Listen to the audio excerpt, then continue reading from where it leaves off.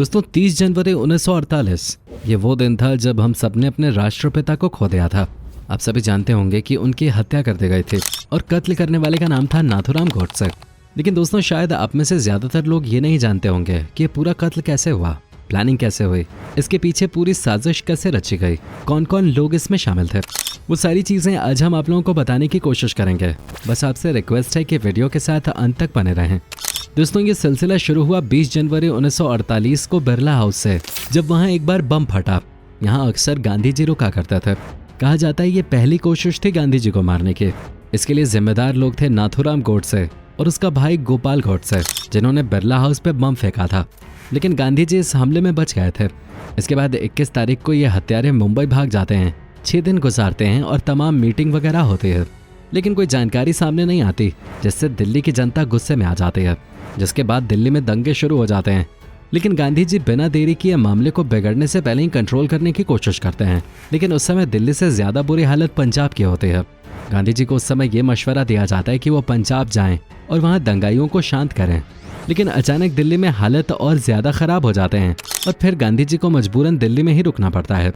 दिल्ली में रुककर वो दिल्ली के लोगों को समझाते हैं तो दिल्ली में धीरे धीरे मामला शांत हो जाता है। अभी सब कुछ नॉर्मल हो ही रहा था कि इसी बीच में 27 जनवरी दोपहर 2 बजे मुंबई एयरपोर्ट से 2 लोग प्लेन पकड़ते हैं और दोनों दिल्ली आते हैं। ये 2 लोग थे नाथूराम गोडसे और नारायण आप्टे। ये एयरपोर्ट से सीधे टैक्सी लेते हैं और शाम के 5 बजे पुरानी दिल्ली की पार्किंग के पास पहुंचते हैं। पुरानी दिल्ली की पार्किंग में इनका तीसरा साथी विष्णु रामकृष्ण करकरे पहले से ही इनका इंतजार कर रहा होता है। ये तीनों बात करते हैं कि गांधी जी को कैसे मारना है।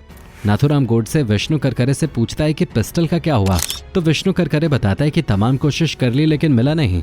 ये सुनकर नाथूराम गोडसे को बहुत धक्का लगता है। वो कहता है इस बार किसी भी कीमत पर चूकना नहीं है। जिसके बाद नाथूराम गोडसे कहता है कि एक पिस्टल की उम्मीद है, वो एक जगह से मिल जाएगी। दोनों पूछते हैं कहाँ से। वो कहता है ग्वालियर से। दरअसल ग्वालियर में नाथूराम गोडसे का एक दोस्त रहा करता था।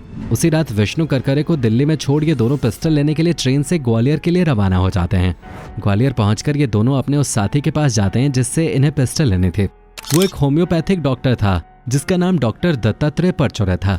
उसके घर जाकर ये दोनों उससे पिस्टल मांगते हैं और बोलते हैं कि कुछ बहुत बड़ा काम करना है, लेकिन वो उसे काम नहीं बताते। रात बीतती है और 28 जनवरी की सुबह होती है, लेकिन पूरा दिन निकल जाता है, पिस्टल नहीं मिलते। शाम को डॉक्टर जब घर आता है तो वो नाथूराम गोडसे को एक लिफाफा देता है जिसमें एक पिस्टल थी और साथ में टोटल 20 कारतूस थे। पिस्टल लेकर इसी रात ये लोग ग्वालियर से ट्रेन पकड़ के दिल्ली के लिए रवाना हो जाते हैं। 29 जनवरी को ये लोग दिल्ली पहुंचते हैं। पुरानी दिल्ली रेलवे स्टेशन में गेस्ट रूम होता है जहाँ का रूम नंबर 6 पहले से ही बुक था, जिसे पहले से ही विष्णु करकरे ने बुक करके रखा था। रूम में पहुंचकर ये लोग एक दूसरे को पिस्टल दिखाते हैं। अब तक इनका पहला काम पूरा हो गया था। जिसके बाद नाथूराम गोडसे पहली बार ऐलान करता है कि वो गांधी जी को कहाँ मारेगा। उसने कहा वो गांधी जी को 30 जनवरी को बिरला हाउस में उस वक्त मारेगा जब वो प्रार्थना सभा करने आए होंगे।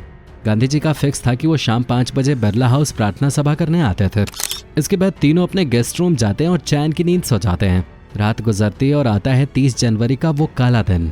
उस दिन सुबह तीनों उठते हैं, नाश्ता करते हैं, फिर प्लानिंग करते हैं कि कैसे क्या करना है। अचानक इन्हें पता चलता है कि गांधी जी की सिक्योरिटी बढ़ा दी गई है। ऐसे में पिस्टल को अंदर ले जाना नामुमकिन था। जिसके बाद ये लोग प्लान करते हैं कि बुर्का पहन के चलते हैं, क्योंकि गांधी जी की प्रार्थना सभा में मुस्लिम महिलाएं भी आती थीं और बुर्के में तलाशी भी नहीं होगी। इसके बाद ये लोग चांदनी चौक जाते हैं, वहां से बुर्का खरीदते हैं और गेस्ट रूम वापस आ जाते हैं। इसके बाद ये लोग बुर्का पहन के देखते हैं, लेकिन बुर्का पहनने से नाथूराम गोडसे बोलता है कि मुझसे बंदूक चल नहीं पाएगी, क्योंकि बुर्का बाजू के पास से बहुत टाइट है। अब तक 3 बज चुके थे और 5 बजे इन्हें वहां पहुंचना भी था। इसके बाद नाथूराम गोडसे कहता है कि फौजी ड्रेस में चलते हैं, सबसे अच्छा तरीका यही है। इसके बाद ये लोग फौजी ड्रेस खरीद कर लाते हैं और नाथूराम गोडसे फौजी ड्रेस पहनता है और इनका ये आइडिया काम कर जाता है। इन्हें 5 बजे पहुंचना था, इसलिए ये लोग जल्दी से सारी तैयारी करके गेस्ट रूम नंबर 6 से निकलते हैं।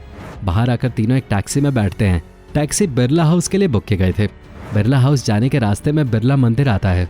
बिरला मंदिर आते ही विष्णु करकरे गाड़ी रुकवा देता है और दर्शन करने जाता है। नारायण आप्टे भी साथ में दर्शन करने जाता है, लेकिन गोडसे कार में ही बैठा रहता है। दर्शन करने के बाद दोनों वापस आते हैं। अब 5 बजने में बस 15 मिनट बचे थे। यहाँ से तीनों अलग अलग हो जाते हैं। नाथूराम गोडसे दोनों से गले मिलकर बिरला हाउस के लिए आगे अकेले निकल जाता है। 3 से 4 मिनट के बाद अब ये दोनों अलग से एक साथ चलना शुरू करते हैं।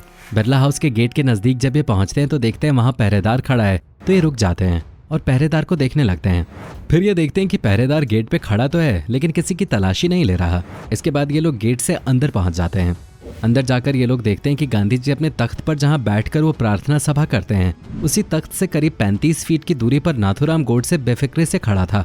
ये दोनों जाकर उसके दाएं और बाएं खड़े हो जाते हैं। अब तीनों को इंतजार था तो गांधी जी का। गांधी जी वक्त के बहुत पाबंद थे, लेकिन उस दिन गांधी जी पहली बार लेट हुए। 5 बजे का वक्त था लेकिन 5:15 हो गए थे। असल में उस दिन गांधी जी सरदार पटेल के साथ बिरला हाउस में चरखा काटते हुए बात कर रहे थे। सरदार पटेल नेहरू मंत्रिमंडल से नाखुश थे और इसी वजह से वो इस्तीफा देना चाहते थे, इसीलिए वो गांधी जी से मशवरा करने के लिए पहुंचे थे। इसी वक्त गांधी जी की 2 सेविका मनु और आभा बार बार घड़ी देख रहे थे। उन्हें बेचैनी हो रही थी कि गांधी जी लेट हो रहे थे। किसी तरह से इशारा करके मनु गांधी जी का ध्यान खींचती है और कहती कि प्रार्थना सभा के लिए लेट हो रहा है।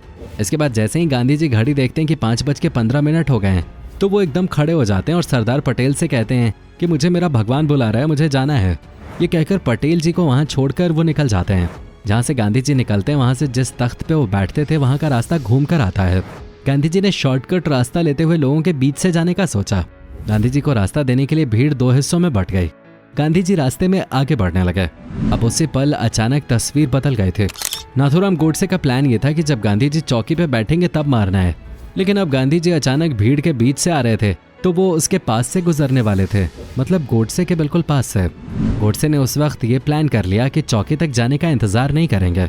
गांधी जी जैसे ही मेरे पास आएंगे वैसे ही मैं गोली मारूंगा।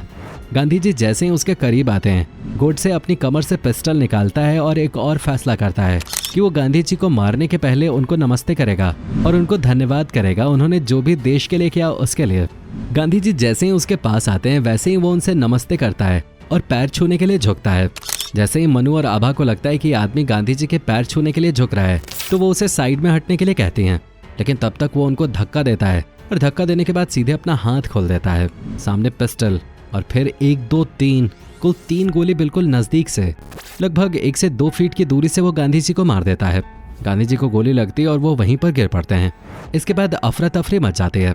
कुछ लोग गांधी जी के पास पहुंचते हैं, वहीं भीड़ में से कुछ लोग नाथूराम गोडसे को पकड़ लेते हैं।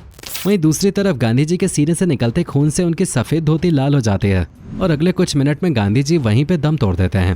दोस्तों, नाथूराम गोडसे को तो भीड़ ने पकड़ लिया, लेकिन विष्णु करकरे और आपटे वहां से भाग निकलते हैं। हालांकि बाद में जब नाथूराम गोडसे से पूछताछ होती है तो वो दोनों पकड़े जाते हैं। तमाम पूछताछ के बाद मुकदमा चलता है और मुकदमे के दौरान इस साजिश की परतें धीरे धीरे खुलती जाती हैं। गांधी जी को मारने के पीछे मकसद ये था कि इन लोगों को लगता था कि हिंदुस्तान के बंटवारे के जिम्मेदार गांधी जी हैं और गांधी जी ने ठीक नहीं किया। ये लोग गांधी जी की विचारधारा से सहमत नहीं थे। इस बंटवारे की वजह से गोडसे और उसके साथियों में गांधी जी को लेकर नफरत थी और इसीलिए इन लोगों ने यह प्लान किया था। जिसके बाद नवंबर 1949 के पहले सप्ताह में ऊपरी अदालत ने इन्हें फांसी की सजा सुनाई, जिसके बाद 15 नवंबर को अंबाला जेल में इन्हें फांसी दे दी गई। तो दोस्तों, ये था गांधी जी के रूप में आज़ाद हिंदुस्तान का पहला मर्डर। जानकारी पसंद आई हो तो वीडियो को लाइक ज़रूर करें और ऐसे ही हिस्टोरिकल वीडियोज़ के लिए चैनल को सब्सक्राइब करके बेल नोटिफिकेशन को भी ज़रूर ऑन कर लें। धन्यवाद।